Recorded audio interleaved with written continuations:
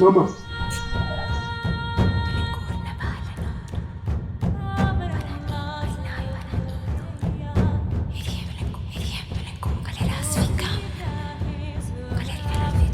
Geuka.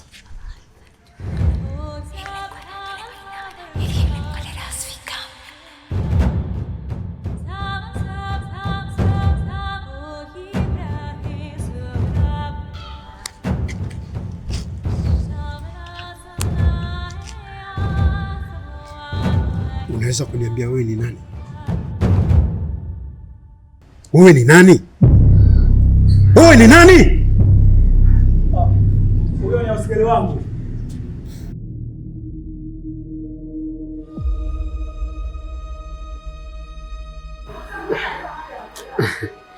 Nilikuwa nimetoka nyumbani kwako. Nimekaa muda mrefu sana, nikaona urudi. Ndio nikawa naondoka. Sasa shemeji, unaondokaje bila hata kunijulisha kwenye simu? Maana hata mimi mwenyewe binafsi nilikuwa nakutafuta sana na imekuwa jambo la heri umekuja hapa nyumbani kunitembelea. Karibu sana. Asante. Simu yangu haikuwa na salio na ndio maana nikawa nimeshindwa kukupigia. Minza tumuonana hapa. Tunaweza kuzungumza. Basi na shaka. Karibu tuongee pale. Asante.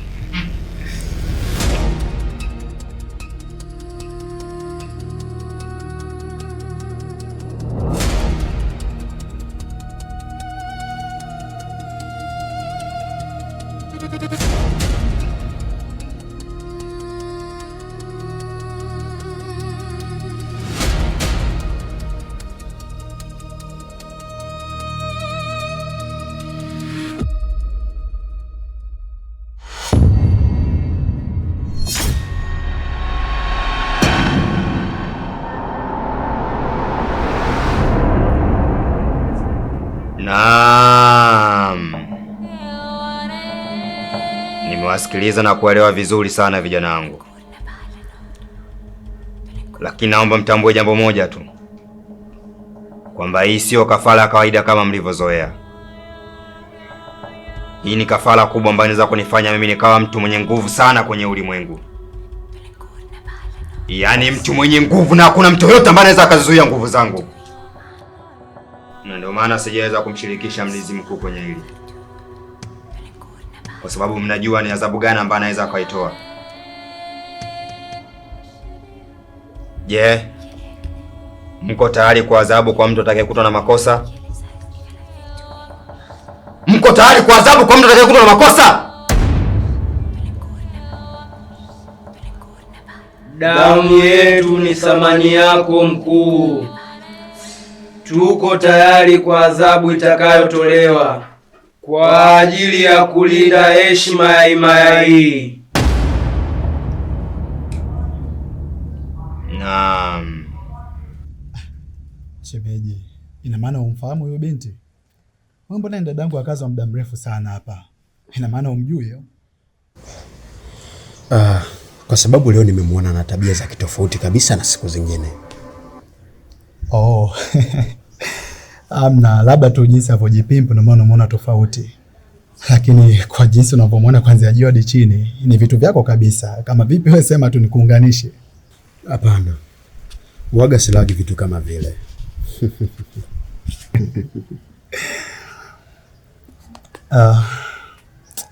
Bwashemeji, kusema kweli kuna sintofahamu inaendelea kwenye familia yangu ambayo inanifanya nishindwe kabisa kumuelewa mke wangu. Kwa hiyo imekuwa jambo la heri umekuja hapa nyumbani. Kwa hiyo acha nitumie kama fursa ya wewe kuongea naye ili akuelewe kwanza. Hapo juzi kuna binti nilimuokoa. Nilimkuta kwenye mazingira kutatanisha, nikaamua kumtendea wema kwa kumsaidia. Ila baada ya kumleta hapa nyumbani, kusema ukweli mke wangu hakumpokea vizuri. Ila nikajaribu kumuelewesha akaelewa. Na kwa bahati mbaya siku ya jana, naomba unisamehe sana, maana nilipaswa nikupe taarifa tangu jana. Unaweza kuongea na kusikiliza. Mtoto ambaye nilikuwa natarajia kupata na dadako, kwa bahati mbaya, na maanisha ujauzito wake umeharibika.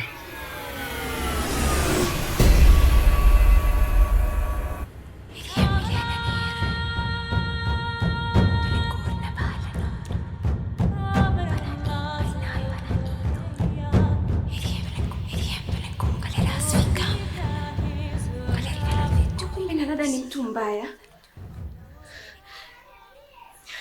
Sasa kwa nini anamfanyia hivi? Lazima nifanye kitu. Kaka hawezi akafa. Kabla hajafa, lazima nifanye kitu. Haiwezekani. Hapana. Hapana.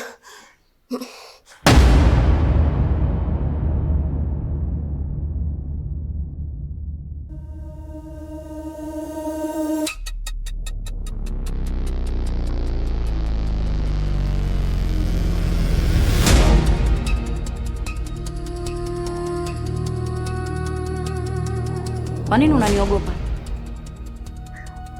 Kwa nini ulivyoniona umeshtuka? Hapana dada, nilivyokuona tu ndio nimeshtuka. Kwa nini ushtuke?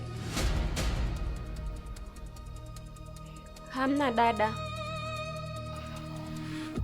Hamna? Naomba uniambie. Umesikia kitu gani?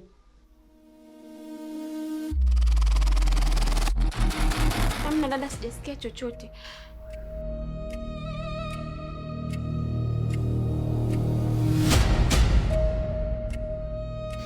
Ila cha kumshukuru Mungu, huyo binti amekuja wakati sahihi sana. Sijui hata nimeongelea vipi, ila kusema kweli ni binti ambaye ana maono, kwa sababu anajua chanzo cha ujauzito huo kuharibika ni nini. Ila jambo la kushangaza, mke wangu anamshutumu huyo binti kwa ndio kusababisha ujauzito kuharibika, wakati yeye anajua kwa nini ujauzito umeharibika, na madai kuwa huo mkufu ambao anaovaa mke wangu amepewa na rafiki yake, yeye ndio amesababisha ujauzito kuharibika. Sasa kusema kweli shemeji, nashindwa kabisa kumuelewa mke wangu. Na kitu kibaya ambacho kinanifanya nione mke wangu hana roho ya utu ni baada huo wema wote huyo binti kututendea sisi, bado mke wangu amemfukuza huyo binti. Na hapo unavyoniona nimeshazunguka sehemu zote hizo namtafuta huyo binti ila sijamuona. Asa mjenga picha shemeji, kweli leo hii mtoto mdogo ametusaidia sisi kama familia, afu tumfukuze kama malipo? Kwa shemeji, nakuomba sana, kaa chini na dada yako ongea naye. Huenda labda wewe anaweza akakuelewa. Ila kusema kweli mimi nishanyosha mikono juu, nimeshindwa. Bwana shemeji, mimi nimekuelewa vizuri sana sana. Lakini kesi kama hiyo haukupaswa kabisa kuniletea mimi. Kwa sababu hiyo ni kesi ndogo. Ulipaswa kumaliza wewe na mkeo na sio kuniletea mimi. Lakini kwa sababu umeshaniambia sasa, hakuna budi. Ni mimi kumuita yeye chini kuongea naye. Na sio hivyo tu, nitamuita mbele yako niweze kumsema. Na nikueleweshe ni jinsi gani mwanamke anapaswa kuongozwa. Sasa shemeji, nimekuelewa sana na nimeshukuru mno, maana umesema utaongea naye mbele yangu. Nina imani atakuelewa. Kwa hiyo shemeji, fanya hivyo, utakuwa umenisaidia sana. Na kitu kingine, na huyo binti ambaye mmuokota, so kila mtu ambaye unamuona barabarani anapaswa kusaidiwa. Hakuna shaka.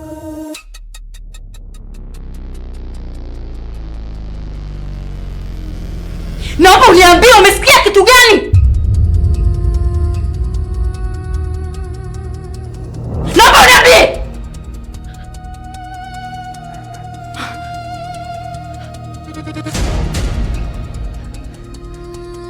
Sasa mdogo wangu, naomba tu uniambie. Kwanza kwa jeni wewe unanishuku vibaya mimi nikiwa naongea na kakangu eh? Naongea na kakangu mara unajibanza ukutani, unatusikiliza. Kwa hiyo unatuhisi vibaya. Naomba uniambie mdogo wangu. Umesikia nini? Hapana dada, sijasikia chochote. Utaki kusema eh?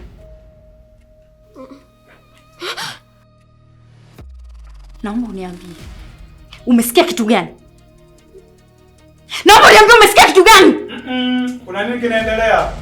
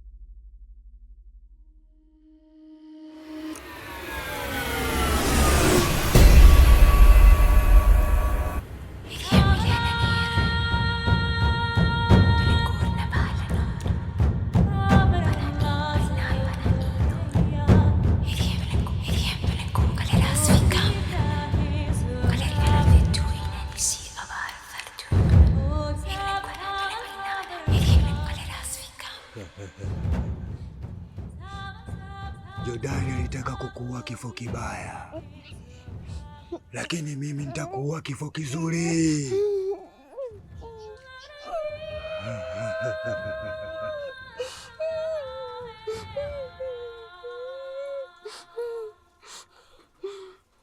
Ndoto zangu ni kuwa na nguvu kuliko Jordan, na wewe ndo sadaka ya nguvu zangu.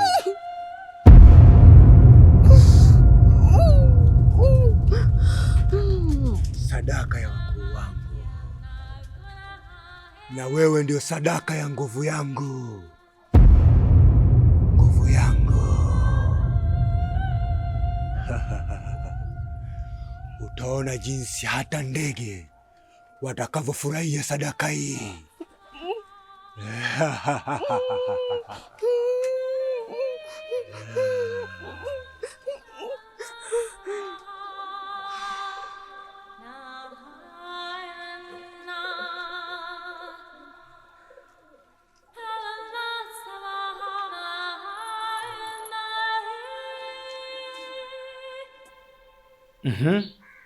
Kuna shida gani hapa? Mbona unamkunja Oliva? Amekukosea nini? Hivi Kai, huyu binti wakwenda kutangaza mimi mambo yangu nje? Hivi huyu binti wakwenda kutangaza mimi nimetoa mimba kweli? Kwenda kunisingizia mimi kwa watu, kwamba mimi ujauzito wangu nimetoa. Kweli? Huyu binti sio mtu mzuri. Hana nia na mimi nzuri. Kwa sababu gani mimi aende akanisingizie mambo kama haya? Kwa sababu gani mimi aende akanisingizie ubaya kama huu? Kwa kweli huyu binti mimi simuhitaji hapa nyumbani kwangu. Naomba hapa nyumbani kwangu aondoke, kwa sababu siwezi kukaa na mtu nyoka ndani mwangu. Anaenda kuniongelea mimi mabaya. Ananiongelea hivyo ana maana gani? Huyu sio mtu mzuri Kai. Oliva, kwa nini unatoa siri za familia nje? Hiyo tabia umeanza lini? Hapana kaka. Hapana nini? Kwa hiyo mtu wangu anakusingizia? Sinaongea na wewe. Doreen, una ushahidi kuhusu hili? Mimi nina ushahidi Kai, ndio maana naongea. Siwezi kumsingizia mtu. Kwa nini aende mimi akanitangazia mambo mabaya kama hayo? Kwa hiyo mimi nimependa mimi kuondokewa na mtoto wangu, si ndio hivyo? Kwa nini mimi aende akanisingizia mambo ya ajabu kama hayo? Eti we binti. Huyo binti simuhitaji hapa nyumbani kwangu. Sio mtu mzuri. Basi sifikie huko. Ukiachana yote hayo, kakako anataka kuondoka. Kwa hiyo kuna jambo muhimu anahitaji kuzungumza na sisi. Sawa. Kwa naomba tukamsikilize kwanza. Sawa, mimi naenda kuongea na kaka. Lakini huyu binti simuhitaji hapa nyumbani kwangu. Nimemaliza. Sawa, tukamsikilize shemeji kwanza.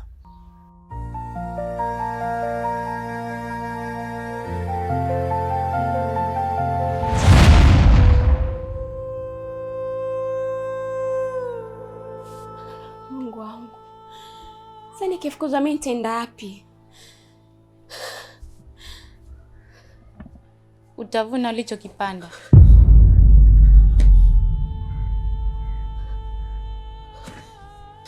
Wewe umetokea wapi? Mbona sijakuona wakati unapita? Ama kweli umechanganyikiwa. Yaani mimi nimekupita ukiwa hapa unajiongelesha peke yako. Tena nakusalimia, mwenzangu hata uniitikii. Mpaka nakaa hapa ina maana hujaniona. Nisamee dadangu. Kiukweli nimechanganyikiwa. Naomba unisamee.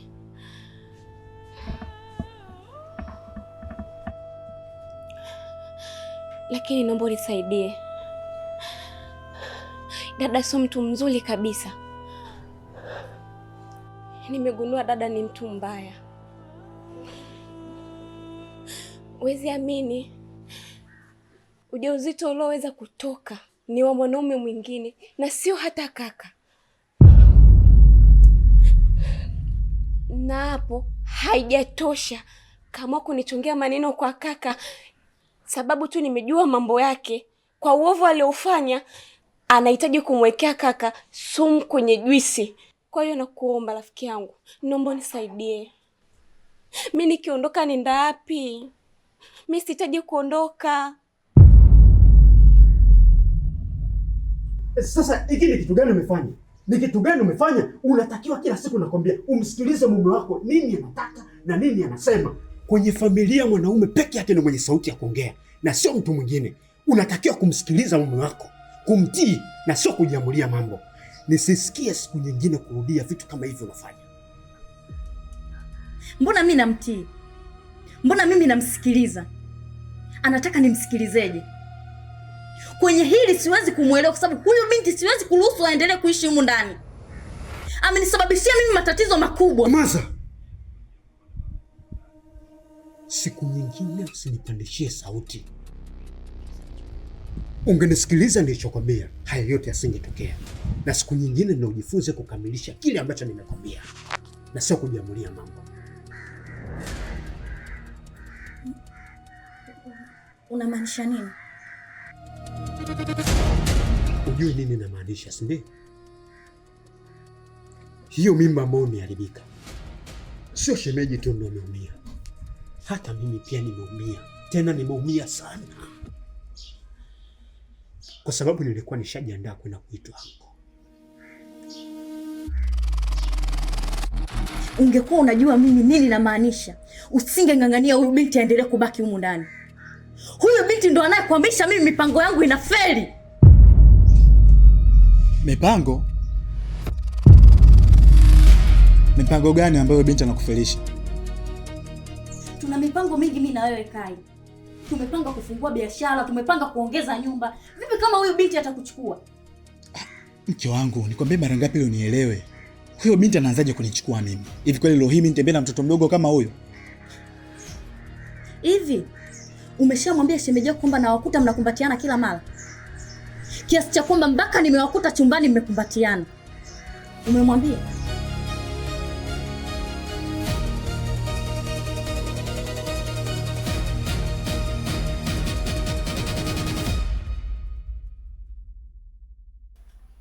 Nikusaidie nini? Wewe si ndio ulonichongea kwa dada ulitaka mimi nifukuzwe? Kwa nini nikusaidie? Tafadhali nakuomba. Ndiyo, nilifanya hivyo lakini naomba basi ni huruma yako. Naomba nisaidie tu kuongea basi naye. Mimi sikuweza kujua kama yeye ndo mtu mbaya. Mimi nilijua ndo mtu mbaya ndo maana nikafanya vile. Lakini tafadhali naomba msaada wako. Mimi sijui nitaenda wapi. Naomba nisaidie.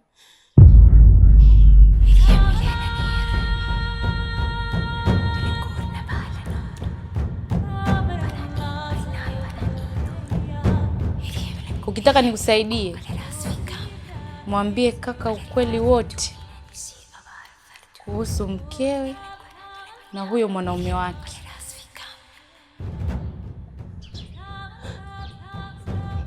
Unasemaje? Yaani nimwambie ukweli kaka? Unataka nifukuzwe hapa eh? Nikifukuzwa mimi nenda wapi? Mbona una huruma? Hapana. Hapana siwezi. Yaani kama mna njia nyingine kunisaidia tafadhali, yani siwezi. Tafadhali nakuomba basi. Naomba unisaidie.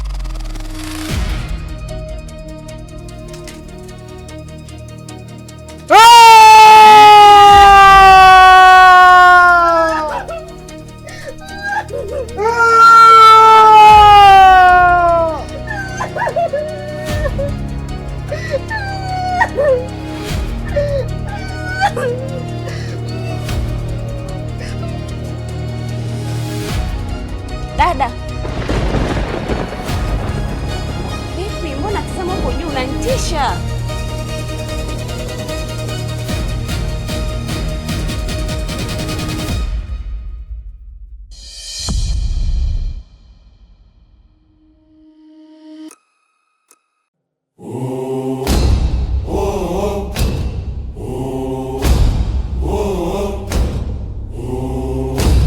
Oh